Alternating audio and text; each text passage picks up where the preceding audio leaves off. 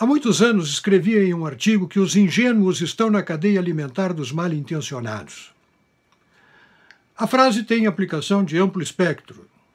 Vale para praticamente qualquer situação de convívio social, inclusive no plenário do Supremo Tribunal Federal. Observando aquelas sessões, eu me dei conta de que ali não tem ingênuo. Ali é todo mundo esperto, todo mundo preparado, todo mundo experiente, todo mundo conhece a vida. Alguns até parecem espertalhões. Todo mundo é esperto. Não tem bobo.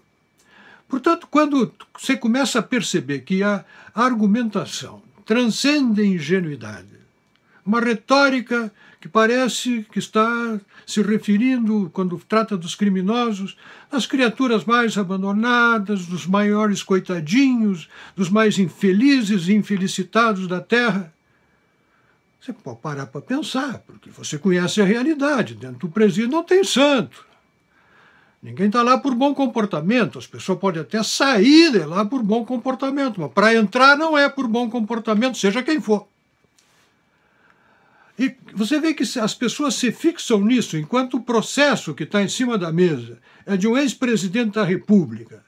E a porta que se quer abrir ficará aberta, se aberta para ele, para os maiores ladrões da pátria, para gente de muito dinheiro que se beneficiou enormemente no maior escândalo de corrupção da história universal. Quando você percebe isso, você vai dizer, não, aqui não tem ingenuidade, isto é má intenção. Estão tentando vender para quem está assistindo a sessão gato por lebre. Porque, convenhamos, essa história de que você só pode prender alguém depois de trânsito em julgado da sentença condenatória, porque algo parecido com isso está inscrito na Constituição, e que isto passa a ser uma espécie de inscrição que se vê no céu entre as nuvens, grafada por arcanjos para a leitura e obediência dos anjos, você vê que quem faz esta argumentação, esta defesa, está longe da realidade. Está num outro espaço, está na nuvem. Mas não está vivendo no Brasil real.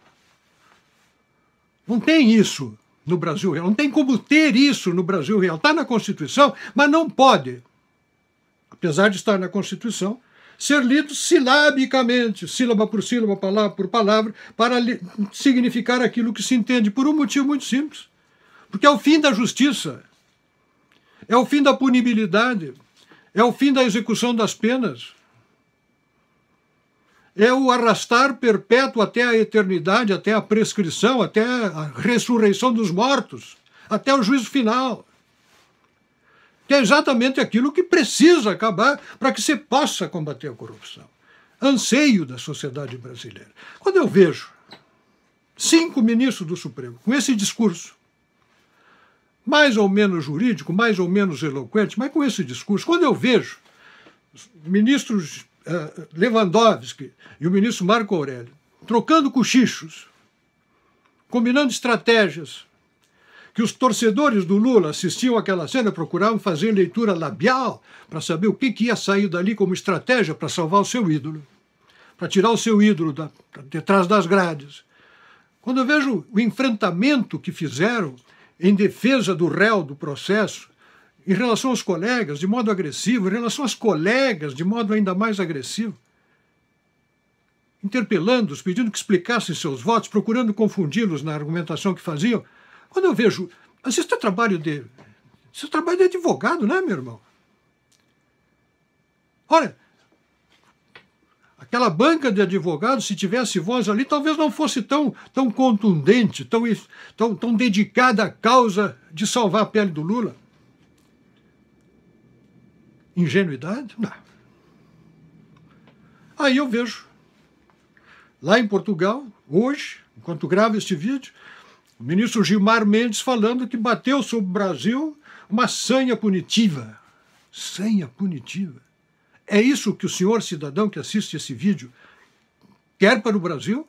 Ou o senhor quer a punição dos culpados? Ou você não aceita mais a impunidade que se instalou no país?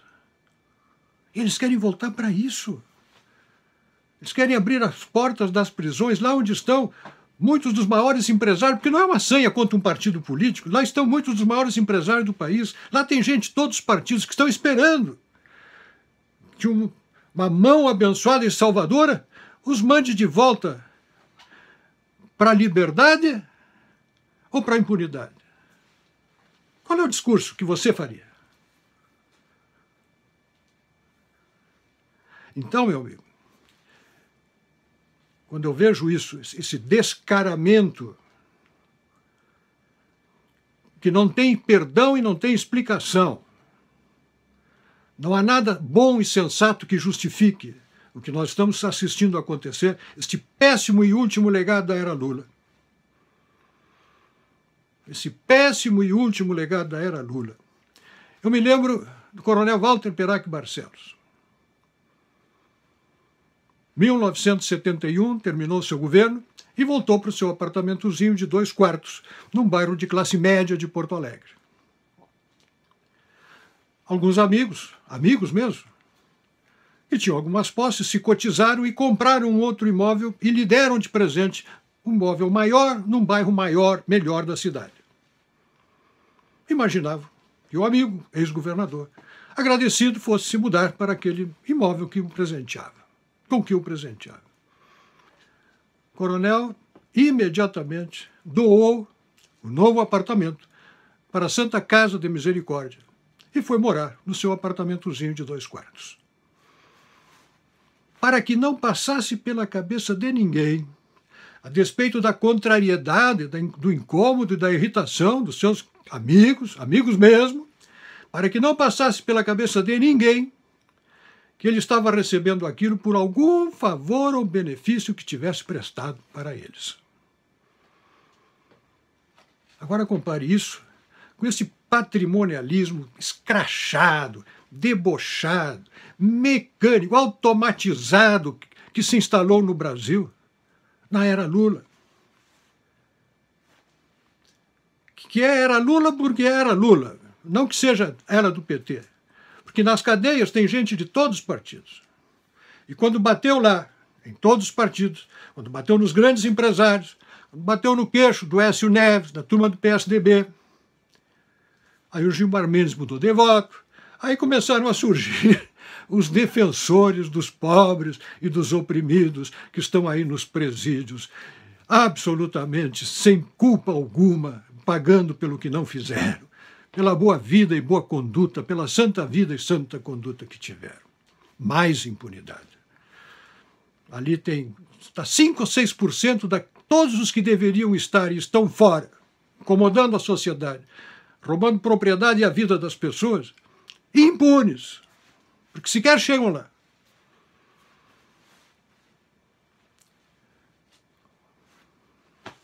Chega a dar vergonha assistir o que está acontecendo nesta noite em que gravo.